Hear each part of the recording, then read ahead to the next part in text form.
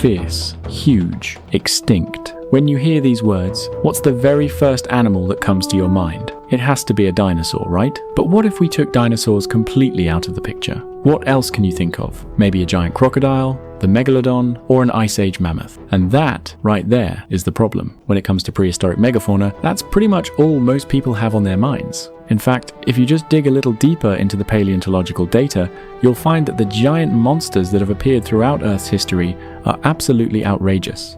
In today's video, let's take stock of those forgotten, but incredibly powerful and ruthless prehistoric characters. First up is a massive beast that hasn't even been officially named yet.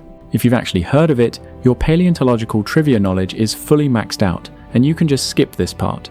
But the vast majority of people don't even know this monster exists. In layman's terms, it is a giant amphibian, far larger than any amphibian we can see today. Their lifestyle was very similar to modern crocodiles. They were typical opportunistic ambush hunters.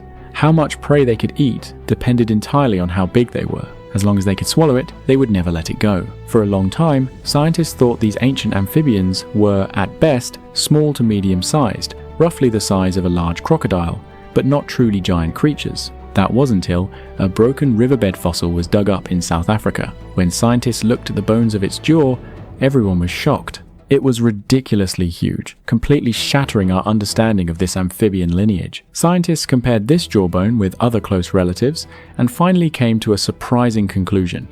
This animal may have reached a length of 7 meters, making it the largest amphibian to ever walk the Earth. To put that into perspective, the Chinese giant salamander, which is the largest living amphibian today, grows to about 1.8 meters at most. That is less than 1/3 the size of this prehistoric behemoth. Just imagine a 7-meter long salamander that could swallow an adult human in a single bite. How terrifying is that scene? So I sincerely recommend to documentary filmmakers, if you want to create a horror atmosphere, stop staring at dinosaurs, feature more of these giant amphibians. The horror factor is completely off the charts. Done with the land, let's talk about the ocean. There is a creature perfectly suited to be the ultimate movie villain, yet it hasn't appeared in many films or television shows.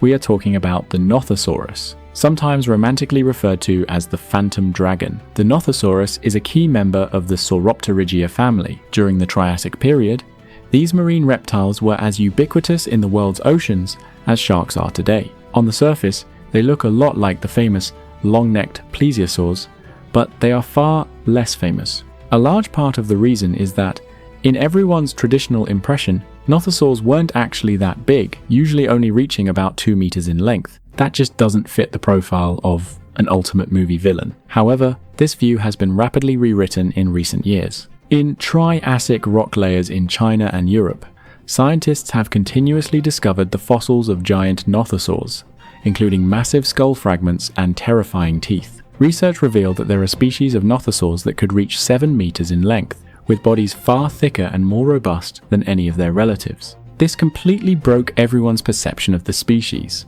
Even more outrageous is that, unlike the fully aquatic Plesiosaurs, the Nothosaurus was a semi-aquatic animal. It could swim agilely in the water, but it could also crawl onto the shore to rest and bask in the sun.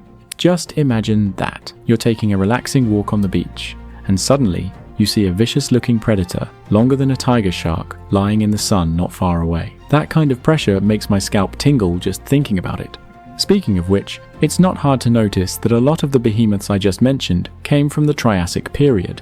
In fact, the Triassic is a grossly underrated age of behemoths. During this era, there was a land titan that almost no one knows about. Before the rise of the dinosaurs, it was one of the largest animals on land. This absolute beast is Lisowicia. Why is such a powerhouse so unpopular? Part of the reason is that it was discovered relatively late, but it wasn't officially named until 2019, though its bones were first dug up back in 2006 near a village by Polish scientists. How big were these bones? At first, scientists mistakenly thought they belonged to a massive sauropod dinosaur. After all, in everyone's mind, only dinosaurs could grow bones that massive. It wasn't until later, after scientists unearthed over 1,000 bones, including skull fragments, and studied them carefully that it finally dawned on them. This wasn't a dinosaur at all. It was a brand new species of giant dicynodont, a massive, four-legged, mammal-like reptile. According to fossil calculations, Lisowicia stood over 2.6 meters tall, with a body length exceeding 4.5 meters. Its entire body was packed with thick muscles and incredibly dense bones, creating an extremely robust structure. It was literally a walking prehistoric tank. Comprehensive estimates suggest it could weigh up to 9 tons. That's heavier than well-known armored dinosaurs like Stegosaurus or Ankylosaurus. And everyone must remember, this animal lived during the Triassic. At that time, dinosaurs hadn't truly risen to power yet. Therefore, before the dominance of the giant long-necked sauropod dinosaurs, Lisowicia was undoubtedly the largest animal walking the earth. Now, I haven't even mentioned mammals yet. Many people might feel that when it comes to giant mammals, it's always the same old story. Things like giant ground sloths or cave bears. Although these creatures are relatively unpopular compared to dinosaurs, their specific groups are famous for being huge, so it's not really a surprise. There are also large Ice Age beasts like the Entelodont, the famous hell pig. While the general public might not know all the details about them, they've at least heard the names. But there is one group that isn't a star of the Ice Age, whose size is beyond imagination, and yet they remain extremely obscure, the Coryphodonts. If you could summarize the Coryphodon family in one sentence, it would be, they are ancient versions of rhinos, but they aren't related to rhinos at all. Instead, they are actually closer to horses. Just because of their living environment, they underwent convergent evolution, developing a rhino-like tank physique. Convergent evolution, in layman's terms, is just nature showing that great minds think alike.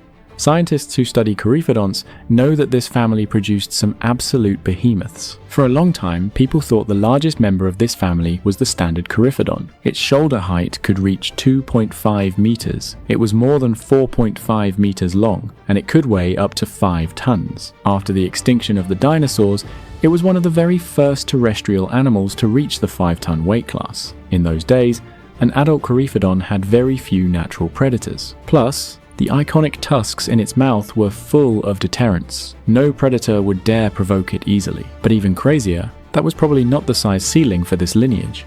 There is an even more obscure beast, much older and far more massive, the Hypercoryphodon. In the 1970s, researchers in China found a giant skull. To truly realize how ridiculously big it is, the length of the skull alone exceeded 1.2 meters. That is bigger than the skull of today's elephants. Although a complete skeleton of the Hypercoryphodon hasn't been found yet, scholars speculate that its body length could reach 6 meters, weighing nearly 9 tons. Imagine that. If you stood beside it, you would have to look completely straight up just to see its face. That sheer physical pressure is definitely stronger than looking at an elephant. But that's just the herbivores. If we switch to carnivorous mammals, there is a species eligible to compete for the title of the largest terrestrial or semi-aquatic carnivorous mammal in history, and it is closely related to an existing yet highly underrated behemoth, the walrus. Many people have heard of walruses, but they don't really have a good concept of their true size. Adult male walruses are often 2 to 3 times the size of a polar bear,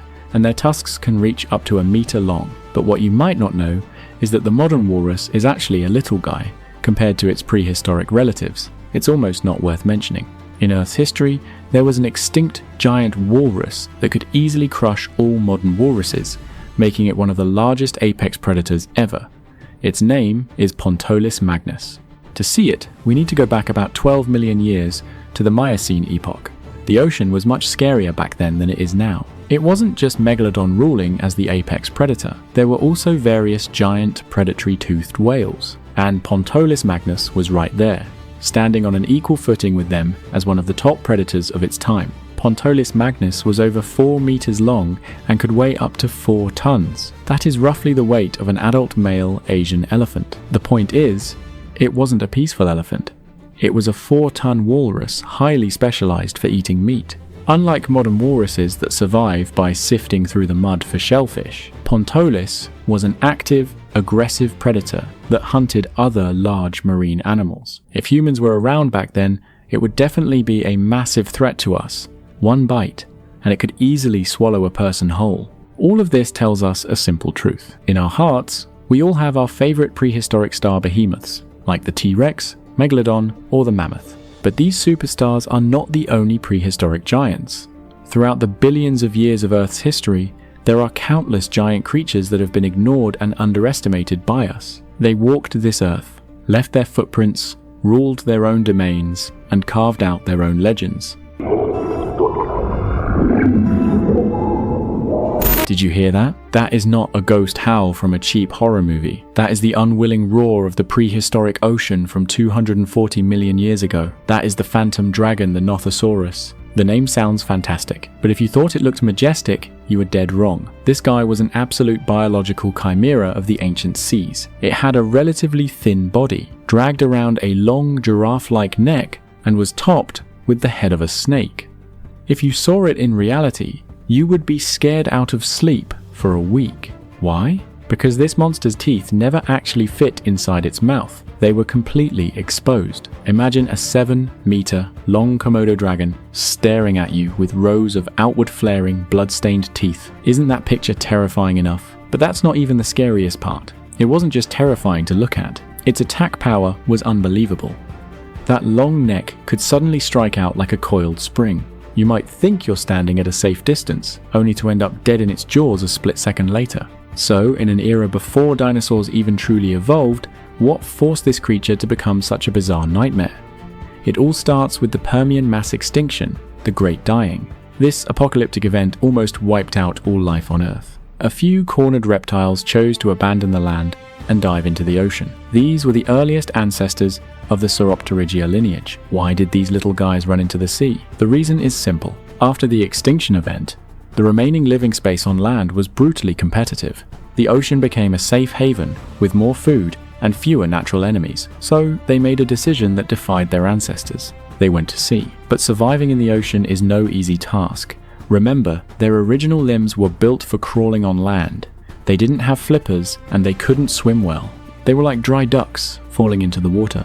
Most importantly, they still had to breathe air with their lungs. They could only dive for a short time before desperately thrashing to the surface to breathe. To make matters worse, all their biological hardware, their teeth, eyes, and limbs were completely unsuited for the marine environment. So, what could the ancestors of the Nothosaurus do?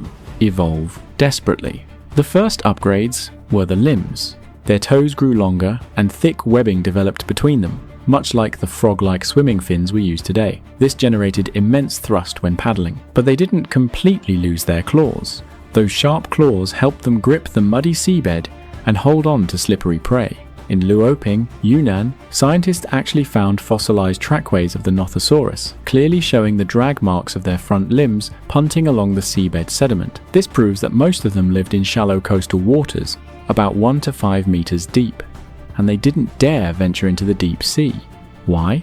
Because they had to surface regularly for air. Staying in the shallows allowed them to breathe easily and reduced the risk of being attacked by much larger deep-sea predators. This is survival wisdom engraved in their bones. Beyond their limbs, their bodies became highly streamlined, like modern submarines, reducing drag so they could swim fast and agilely. But the most successful evolutionary hack was that giraffe-like neck. Since early nothosaurs weren't incredibly fast swimmers, they would lie flat in the sediment of the shallow sea and wait. Here, the long neck was the ultimate weapon. The body didn't even have to move. When an unsuspecting fish swam by, the neck would snap out like a whip, biting down in less than 0.1 seconds. Most prey died before they even realized what hit them. And here is the most chilling detail. This terrifying monster lived and hunted in packs. People used to think the Nothosaurus was a lone assassin, but numerous remains unearthed in Guizhou were found buried in the exact same pit, proving they hunted together. It was a massive, coordinated ambush. Imagine the scene. Over a dozen 7-meter long nothosaurs buried together in the shallow sea sand, with only their eyes and the tips of their snouts exposed, like a silent reef of death. Once a school of fish swam into the kill zone, all the nothosaurs would launch their necks simultaneously. In an instant, the peaceful sea turned into a slaughterhouse. They even used tactics to herd fish into narrow, inescapable areas for a collective harvest. The Nothosaurus wasn't just a solo assassin. It was a highly intelligent, tactical core with maximum patience and explosive power. This is how the Nothosaurus ruled the shallow seas for 10 million years. So, why did it eventually disappear? Not because it was eaten by stronger creatures, but because its mission was complete. As the Triassic period advanced, the oceans fully recovered, giant fish and marine reptiles rose to power, and the deep-sea ecology exploded. The shallow seas were no longer safe. The Nothosaurus's anatomy was too specialized for the shallows. When the environment changed, this ultimate specialization became its ultimate shackle. But the Nothosaurus wasn't completely wiped out. One branch of its descendants lengthened their necks even further and drastically upgraded their swimming mechanics. They eventually evolved into the true Plesiosaurs. How did they conquer the ocean to become a star species? First, their shoulder girdles grew significantly stronger, and their pelvises became flatter and more robust. It was a massive hardware upgrade. The stronger shoulder girdles could withstand incredible rowing force. Their limbs transformed from webbed claws into highly flexible, hyper-efficient paddles. The knuckles became stiff for better power transfer, and the number of finger and toe bones increased, tightly bound together by tissue. It was like they were wearing tightly fitted diving flippers. Their tails also shortened to reduce underwater drag. These traits allowed plesiosaurs to leave the shallows and conquer the open ocean, but most plesiosaurs were actually relatively slow swimmers. Instead of speed, they relied on stealth and maneuverability. Using their 4 massive flippers, they could turn on a dime. Even if prey tried to run, the plesiosaur could quickly pivot and catch it. They would cruise slowly beneath a school of fish, use that flexible neck to quietly sneak up, and strike before the prey even knew they were there. Furthermore, like all advanced marine reptiles of their lineage, they were warm-blooded and gave birth to live young. But they had a very peculiar secret weapon for survival, a K-selection breeding strategy. Just like modern seabirds or whales, they didn't have many babies, but for the few pups they did have, they invested a massive amount of time and energy into raising and protecting them. This was completely different from most other marine reptiles of the time, which just laid hundreds of eggs and left survival up to pure luck. This combination of high intelligence, dedicated parental care, and extreme maneuverability is what allowed the plesiosaurs to survive the apocalyptic end-Triassic mass extinction, an event that wiped out the truly giant ichthyosaurs. It gave the plesiosaurs a massive evolutionary void to fill, leading to their absolute dominance of the prehistoric oceans.